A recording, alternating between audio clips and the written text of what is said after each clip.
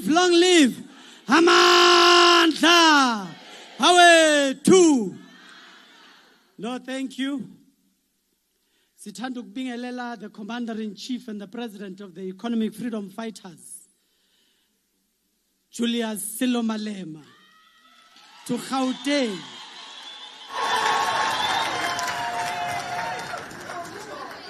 Thank you very much, President, for coming to us and coming to this gathering of branches of the EFF. We refer to branches because these are delegates that have been given the responsibility and the mandate from structures of the EFF at a branch level to represent them at the Third National People's Assembly. And Commander-in-Chief, they've made it very clear that they are not going anywhere. They've reaffirmed their position to the struggle for economic freedom in our lifetime. They will hold the fort, they will defend, and they will ensure that they advance and rebuild this movement to be what it is in the eyes of society. Batapili, without a waste of time, I bring to you the Commander-in-Chief and the incoming President of South Africa, Comrade President Julius Malema. Amandla!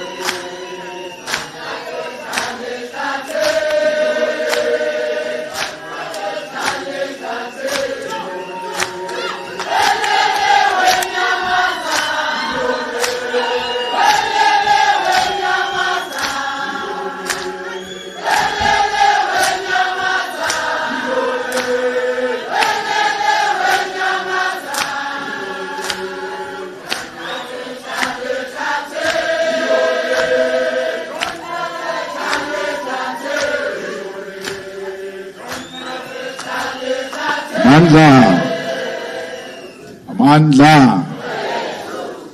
Viva EFF, viva. Tata, EFF, tata. Awe mushwa makudu, awe. Awe mushwa GNU, awe. Down with ANC, down. Down with UDM, down. Down with PAC, down.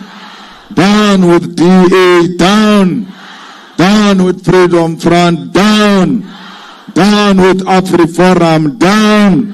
Amandla.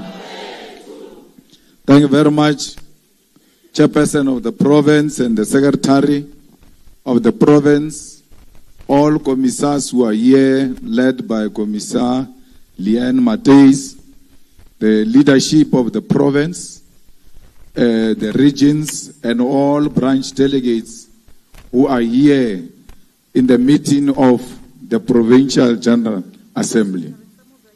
We also greet members of the media who are not going to get any interview after this, because from here I'm going straight home. We are not going to speak for too long because we are going to have a long discussion with you on the 13th of December at the National People's Assembly. So we thought it is important to come and just greet you and share with you some few tips which will make you a super delegate. We have gathered you here today to conduct a dry run of our National People's Assembly to determine whether indeed the delegates which have been elected in the branch People's Assembly and branch General Assemblies are people who can touch, feel and see. Each and every one of you hold a massive responsibility as you have been entrusted with a mandate by your branches who represent communities at what base level to advance the challenges needs and aspiration of the people who reside where you come from. Remember, when your BGA, BPA was not correcting, you did door-to-doors, and the people where you come from are aware that the EFF is going to its national conference, and they will be waiting in anticipation for the outcomes of the National People's Assembly. Fighters, as you are seated there today, you have a duty to be responsible with the power that has been delegated to you by the branches. As you are seated in this Provincial General Assembly, you have the responsibility to be disciplined and participate in the discussions around the discussion documents and the plan of action of the EFF in your province over the next 5 years. As a delegate of the EFF, you have a duty to reflect on the leadership question. And in your reflection, you must be incorruptible.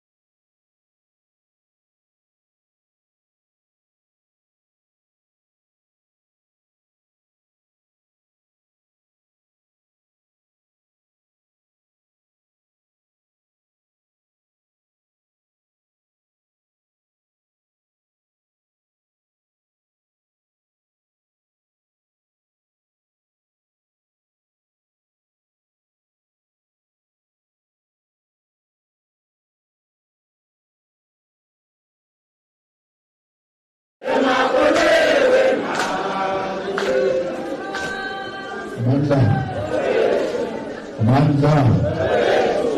Viva, EFF, Viva.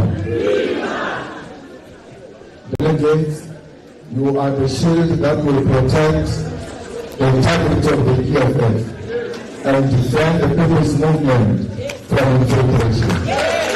It is you must tell us of the misuse of organizational resources to pursue selfish, narrow, and factional interests. It is you who must guard against the parenting of delegates in places which are not approved by the EFF and the use of transport that does not belong to the EFF to transport you as delegates. Fighters, you must not allow the power that you hold on behalf of the people to be purchased by individuals who are seeking election or who are promoting anarchy in the National People's Assembly. For the delegates to allow yourself to be brought to undermine the integrity of the third NPA of the EFF will constitute a form of infiltration, and you will be remembered in the same line as those who have led the EFF, who tried and failed to infiltrate it and destroy this people's movement. The EFF has most recently experienced dangerous levels of infiltration, because this infiltration has been perpetuated by founders of this movement, who were converted into sleeper agents and double agents who sat amongst us but reported elsewhere. This challenge we were faced, which you must, as delegates, reflect on, is one that can only be characterized as infiltration. The term infiltration is not a buzzword that is used to smear those who disagree with us, but it is a term that captures the process of when one deliberately entrenches themselves in an organization for purpose of sabotage, deceit, and betrayal. Infiltration manifests itself in a different ways, and contrary to popular belief, it does not only begin at easily identifiable signs of being a double agent, but it begins at a level comprising of ideas. It is when ideas and principles are sacrificed at the altar of self-interest that infiltration manifests itself, and that self-interest can be disguised as being in the best interest of the movement. The EFF was not only confronted by infiltration for the purpose of sabotage in elections or for the purpose of destroying the organization as we know it. We were also confronted by an ideological infiltration and political degeneration. The ideological infiltration that confronts us is so sinister because it has the ability to utilize revolutionary language to justify compromise, betrayal, and collaboration. It is those who were most skilled amongst us in ideological language and rhetoric who have used the very same ideological tools of analysis to perpetuate and justify the betrayal of our people and our values as an organization. We have praised them, awarded them with titles, and sacrificed the task of political and ideological development of our movement to their hands. And they have used our trust as a weapon to strike against the very foundations for who we are. Commissars, infiltration in the EFF did not start when a few high-ranking members resigned from the EFF, but it began when certain individuals began to think of themselves as the custodians of thinking in our movement. And unfortunately, we allowed it. The ideological infiltration of the EFF began when we allowed our struggle for liberation to be individualized. And it is that process that allowed ambition to thrive and ideological principle to die. The consequences of this long process of ideological infiltration started showing themselves when there were attempts to convince us to collaborate with the historical enemy at the highest level of governance. But this is not where it begins, and not even for the EFF, because our infiltration is not unique to us, but it is a phenomenon that is common for African liberation movements. The infiltration of the EFF is no different from the infiltration that has confronted the former liberation movement here in South Africa, not only in 1994, but various moments in its struggle, including its formation. As a movement for economic freedom, we are victims of a historical infiltration of our values and ideals as freedom fighters. And it is an infiltration we have inherited in the same way that we have inherited the liberation struggle itself. Commissars, in order to explain the culture of infiltration that we have inherited, I will argue to explore what I will call the three historical parallels of compromise that define and characterize the infiltration of the EFF.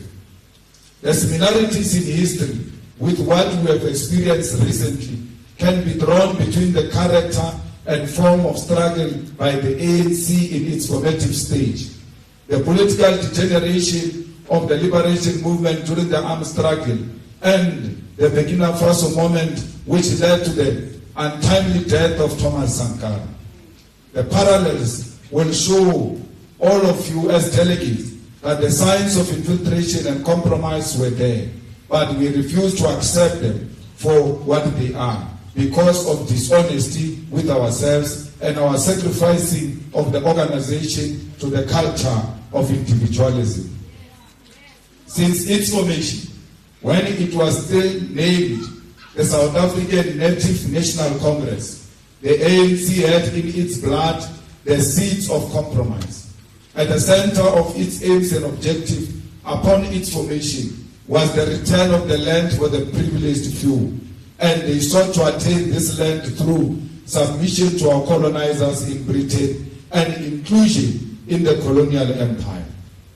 It was an organization formed to write petitions to the then King of England, begging for recognition and inclusion in the settler colonial system, and begging for protection of the rights of Africans from the very people who had taken these rights away. At the center of this petition was the character of submission to the imperial rule, and one such petition written to King George V was written in the year 1914 by the South African Native National Congress following the adoption of the Native Land Act in 1913.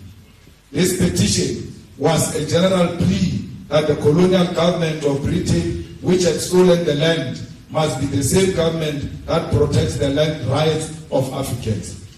A portion of the petition reads as follows, that petitioners say that when their forebears submitted themselves to the rule of the British government and paid homage to them, they fully accepted the sovereignty of Great Britain and no other. The petitioners have never begrudged members of the white race who strongly and solely against being gradually squeezed out of rights of land in proportion to their numbers and on the same terms and conditions as the white race. Fighters, the point of departure by the ANC to resolve the land question was one of submission and collaboration to white rule, meaning that since its inception, it was born with the characteristics of compromise. These were petitions that pleaded to collaborate with the perpetrators of injustice in order to secure the return of our land and rights for Africans. This means that so-called revolutionaries were willing to submit themselves to imperial rule in exchange for a seat at a colonial table, and used the need for the land return as a bargaining chip to justify their inclusion at a compromised table. If we look back just a few months ago, we as the EFF standing in front of you today were put under immense pressure by those who have left us behind to write petitions to the ANC and the GNU for inclusion in their compromised government, which is led by descendants of settler colonialists and white supremacists. We were persuaded to do so because there was a strong desire for positions at the expense of our principles of anti-racism and the return of the land. Fighters, the pressure we suffered to compel us to compromise, and which is apparently the cause for the people to abandon the EFF, constitutes an infiltration and weakening of the core values and principles of the EFF. Let us fast forward to the eve of the 1969 Morogoro Conference, which occurred during a period where the ANC had objectively been redirected onto the correct revolutionary path by the Youth League of 1944, and the armed struggle had been assumed. This liberation movement, once again, was confronted by a form of infiltration to which Crisani objected to his historic letter titled the Hardy Memorandum. For the parallel of compromise to apply, one part of the Hardy Memorandum must be noted, which was critical diagnosis of the liberation movement's level of activism and lack of appreciation of the prevailing reality in South Africa at the time. Crisani wrote that the ANC leadership in exile has created a machinery that has become an end in itself. It is completely divorced from the situation in South Africa. It is not in a position to give an account of the functioning branches inside the country. We are disturbed by the careerism in the ANC leadership abroad, who have in every sense become professional politicians rather than professional revolutionaries. Fighters, although the EFF may not be involved in an armed struggle at this particular moment, this diagnosis of organizational decay of the ANC before the Morogoro Conference in 1969 should be an instructive reminder to all of us of the symptoms of political degeneration. On this point, I wish to inform you that we as the leadership made a similar diagnosis of an aloof leadership style and character in KZN after the manifesto launch of the EFF, which was held at Moses Mabhida on the 11th of February 2024. We cautioned the then established Central Election Task Force that there is a degeneration in activism and organizational presence by the EFF in KZN. Despite the fact that all reports in terms of election machinery told us a perfect story, the deployees to KwaZulu-Natal during this period was completely divorced from the situation in KwaZulu-Natal. And this was possibly due to factors such as preoccupation with personal career objectives, and that instead of being a revolutionary that was in touch with reality, there was a creation of a machinery for the purpose of compliance. The same way Crisani warned the ANC of a decline of a revolutionary leadership at the height of the armed struggle, we warned the EFF of the decline of a revolutionary and activism leadership in KwaZulu-Natal months before the elections.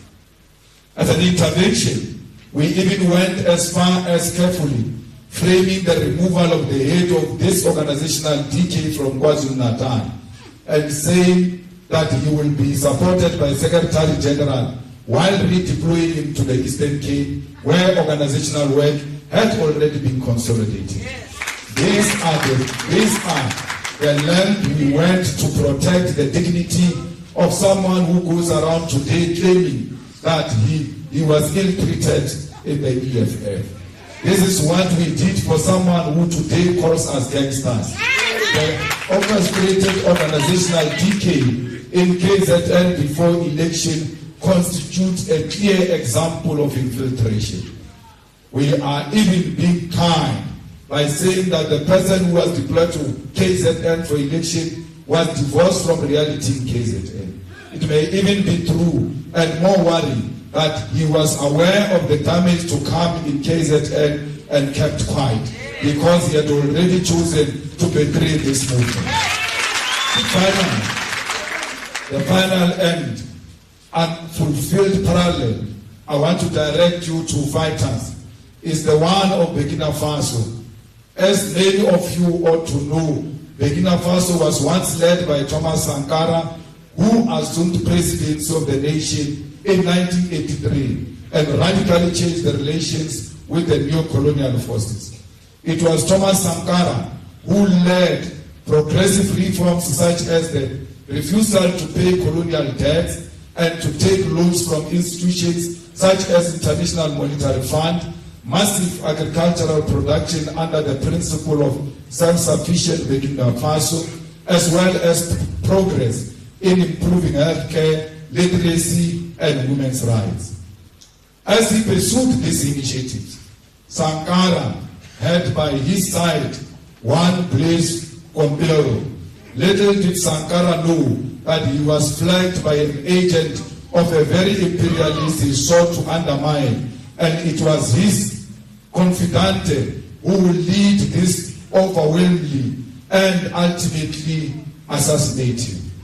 Fighters, we are not self-centered enough to compare ourselves to such great revolutionaries, as we have long path to liberating our people, that we must still travel, but to not draw experience from this history will be tantamount to deliberate ignorance. It is a fact we must consider that we as leaders who seek to achieve a better society for all had entrusted our lives to someone who will, if wished, orchestrated our death. The levels of access to our lives, our families, and to what we consume posed a risk to our very lives. But the greatest fear should not be our own death, but what would have happened to this revolutionary movement if the path to kill us was chosen rather than the path to abandon us. Perhaps we must be thankful that the path to desert us was chosen instead. Perhaps we must be thankful that we did not die. But we must register today and for future generations to remember that the dissenting of the EFF at this critical moment in our liberation struggle constitutes an assassination attempt. It is therefore important, fighters, to not individualize even this moment of infiltration and betrayal of the EFF, but to place it within the above historical context. There is nothing unique about this particular betrayal. There is nothing special about the individuals who have perpetuated it. They belong to a long and historical tradition of infiltration and compromising the liberation struggle.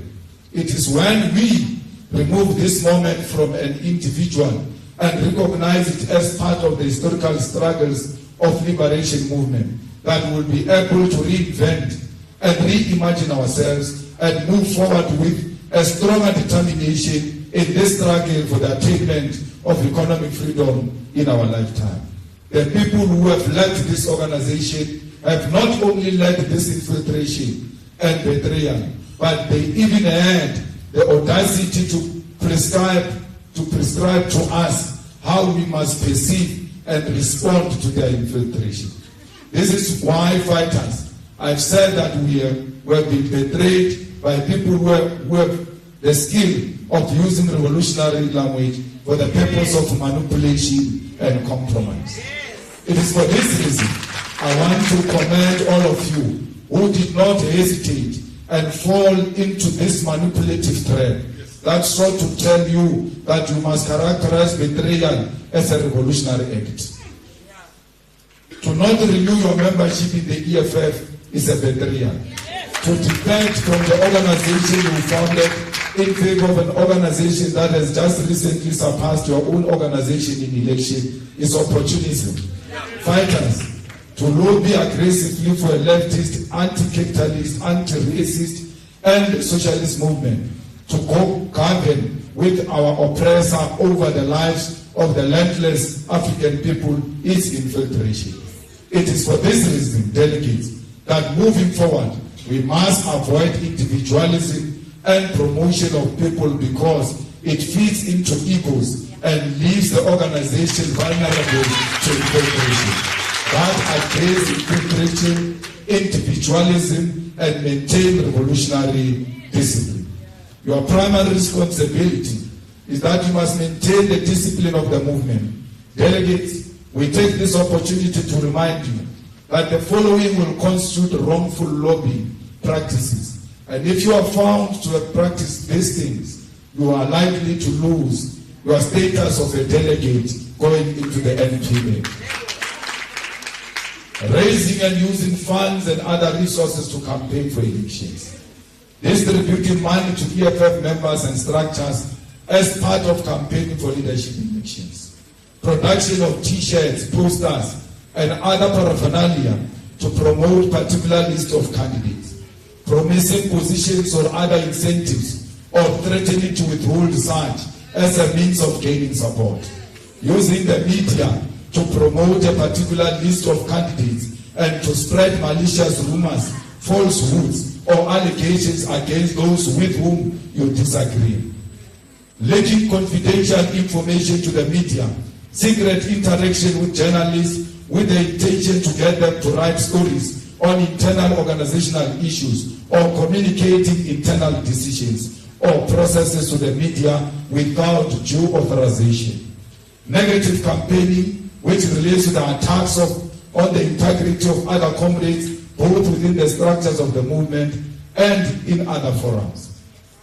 Suppressing honest and legitimate debate about the caliber of candidates in formal meetings of the movement.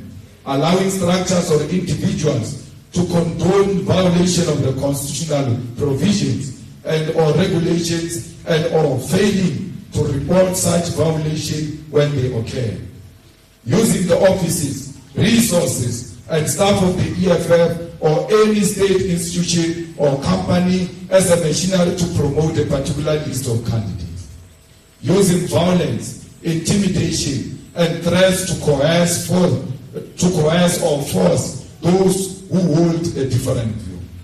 Setting up structures outside the organization to promote or lobbying for a particular candidate. Convening meetings to discuss leadership issues under the false pretext that they are organized constitutional structures. Production and distribution of documents and pamphlets not approved by the structures of the organization will not be allowed. The use of social media to discredit the organization and other members, such as Facebook, WhatsApp groups, or Twitter, will not be allowed. EFF members nominated for leadership positions in the CCT must actively, vehemently discourage anyone from using their names to campaign for leadership position. Anyone who says, if you don't vote for so and so, we are going to disrupt that NPA, whoever they are speaking about must denounce those people. Because if you don't denounce them, it means you are approving of their wrong behavior and you shall be disqualified as a candidate. No EFF from CCT or PCT is permitted to create the perception that their lobbying is a decision of the upper structure. No one must come and say this list belongs to the democratic centralism. Now there is no time for democratic centralism. It's time for branches to speak on their own without being intimidated. Lobbying shall stop once the process of electing the new CCT has been concluded at the 3rd National People's Assembly. Once the new CCT is elected, it becomes the duty of all EFF members to unite and rally behind the newly elected leadership, regardless of their preference the delegates had before the elections. We urge you to remain loyal only to the National People's Assembly guidelines, the Constitution of the EFF, the Code of Revolutionary Discipline, and the EFF Founding Manifesto. Do not be loyal to the Constitution of a faction because it will not save you. If anyone tries to make you conduct yourself outside of these revolutionary documents, then it is your revolutionary responsibility to report such individuals. A delegate of the EFF is not silent in the face of corruption. A delegate of the EFF does not look away when they sense the movement is about to be compromised or be put into disrepute. Fellow fighters, a delegate of the EFF is loyal, and as our constitution demands of us, in section 6, subsection 7b, loyalty means that, I quote, at all times, members and leaders will not keep quiet when the organization is unfairly criticized and attacked in private and in public. Loyalty to the organization means that members will remain active members even when removed from positions of responsibility or deployment. Loyalty means members of the EFF will not join in the opposing and opponent forces who unfairly criticize the organization and its leadership. Close quote. The organization can never be under attack. You keep quiet.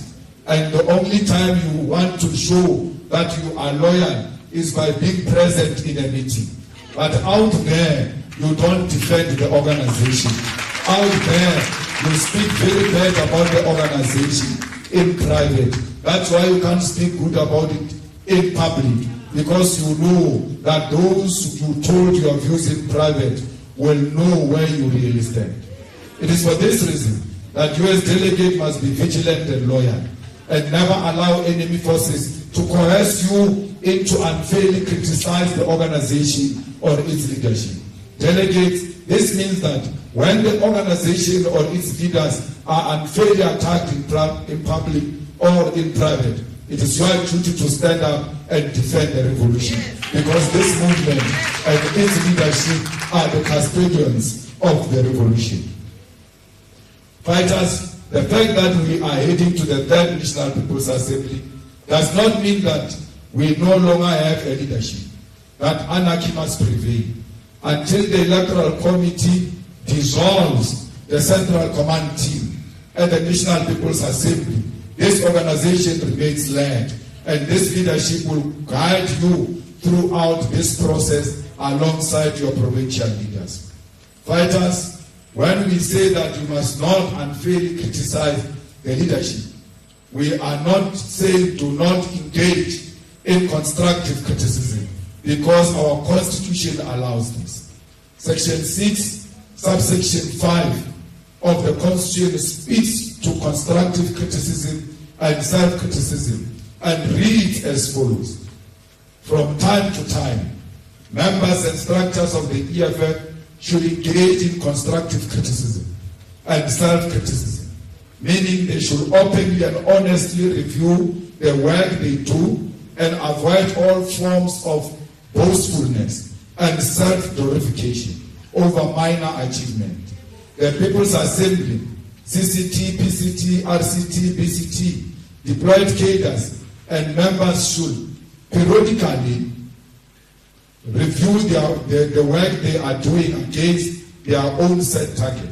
They should always ask whether they have taken the correct decision, whether they have achieved what they intended to achieve within the time periods they decided on. Fellow fighters, none of you must therefore feel like you are censored from reflecting and engaging in constructive criticism, because when you are critiquing this organization, you are critiquing yourself, because you are the organization. The discussion documents of the Third National People's Assembly are part and parcel of this collective constructive criticism and self-criticism, especially in the organizational character and redesign document. It is this document, discussion document amongst others, which should inform your discussion here today.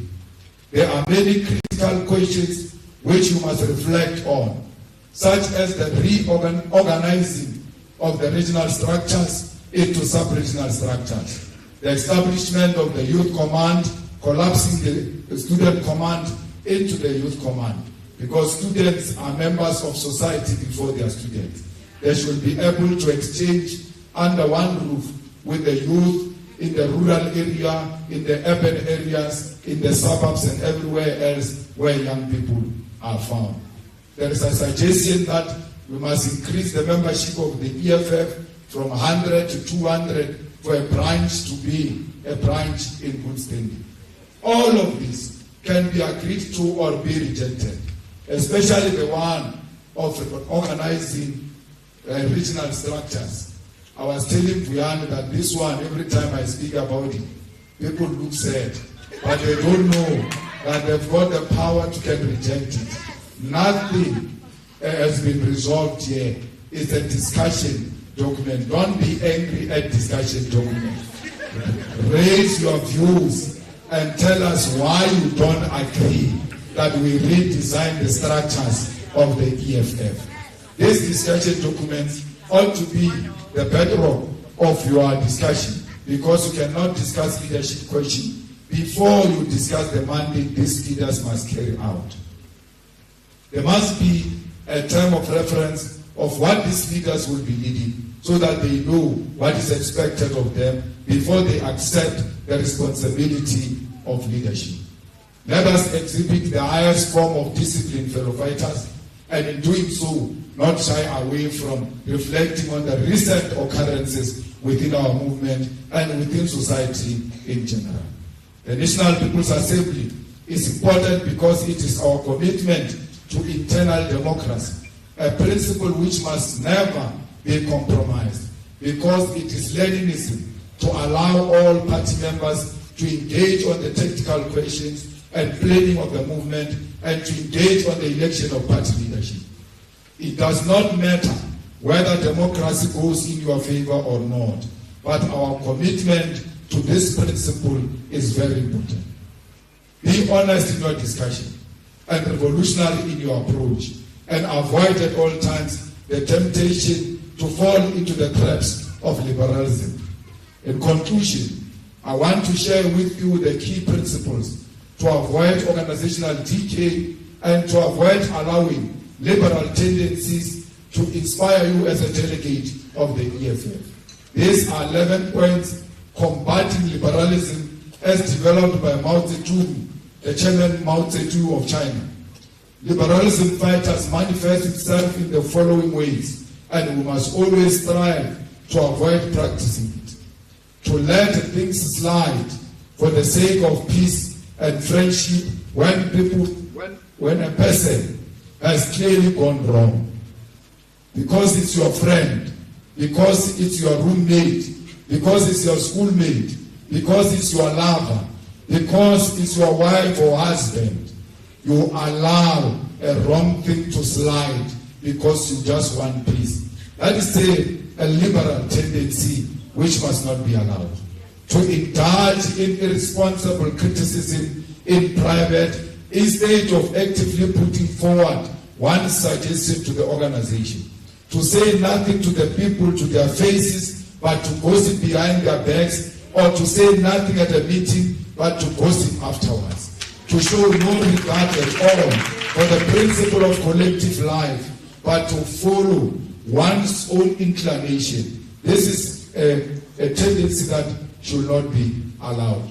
When you hold a view as an individual, once that view is defeated by a collective wisdom, your view is nothing. What matters is what has been decided upon. You must not boast about how correct you have been, even when there is a collective decision. To let things drift if they do not affect one personally.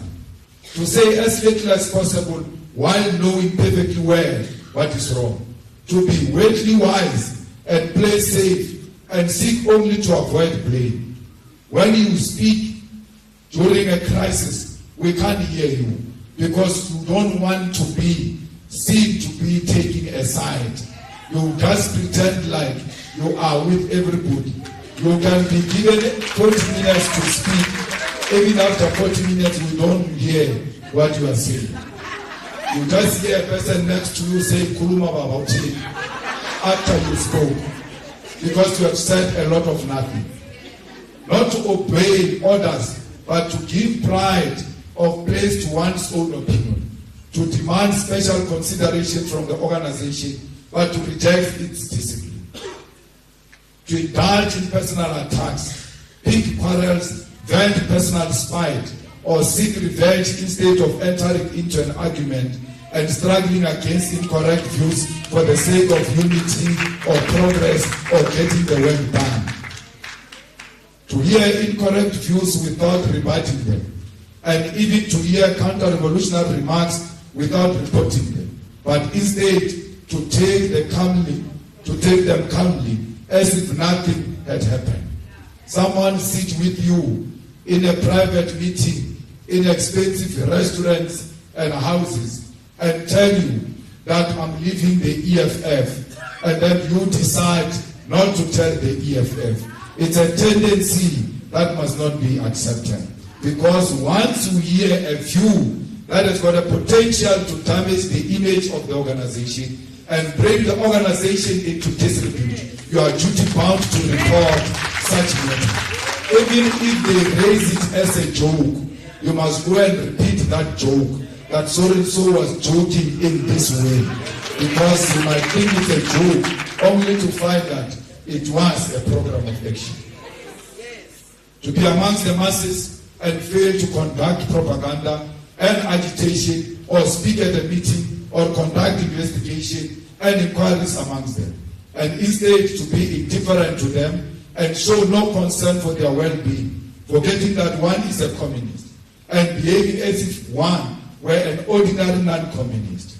You cannot, when you are found in the meetings of communities or with our people, fail to push propaganda of the EFF, fail to agitate those people, and behave as if you are not part of the socialist agenda of the EFF.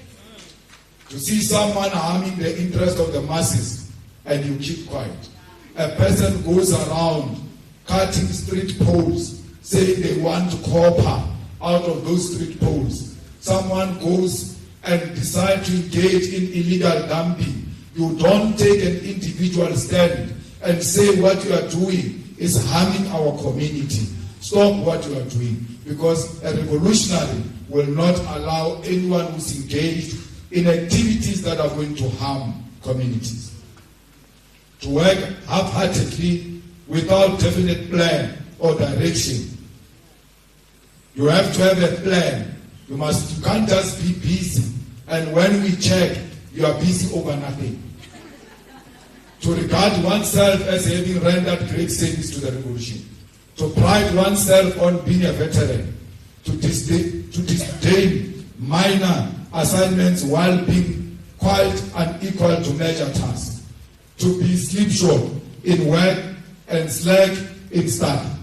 So fighters, you cannot say, I'm a veteran, I've joined the EFF in 2013, I am what.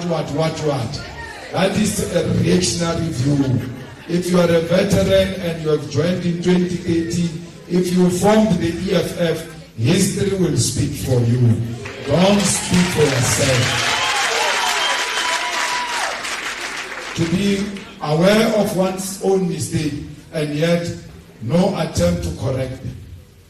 You are aware that you have made a mistake. You must take it upon as a revolutionary to correct that mistake. Because if you don't do that, you are going to destroy yourself. It is called self-destruction.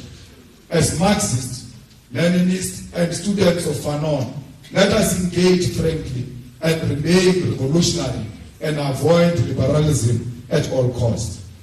Comrades, the unity of our movement is very important.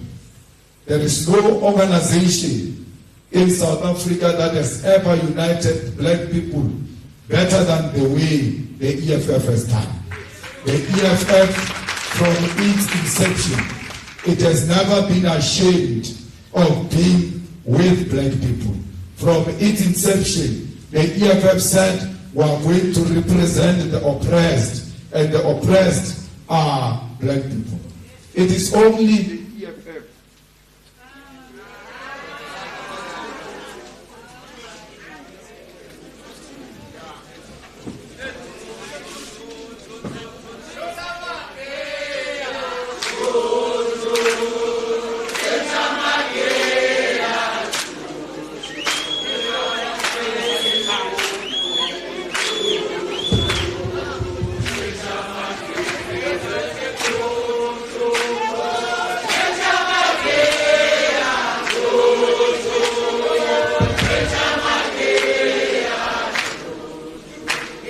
Thank you. Manlan. The EFF is the only organization that said we are going to fight for the total liberation of black people in South Africa. And therefore, the time has come for all of us to be brave.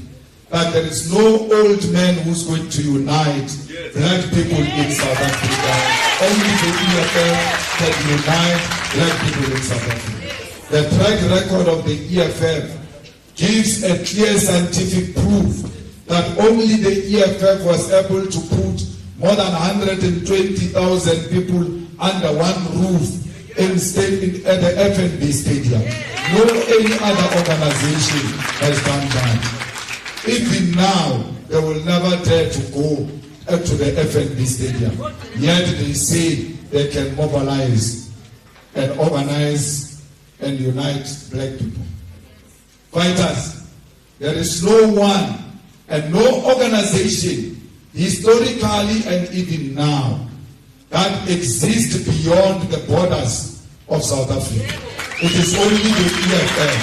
So how do you say you can unite people when you are 82 years old, very failed to unite them for the past 82 years? You think you can do it now?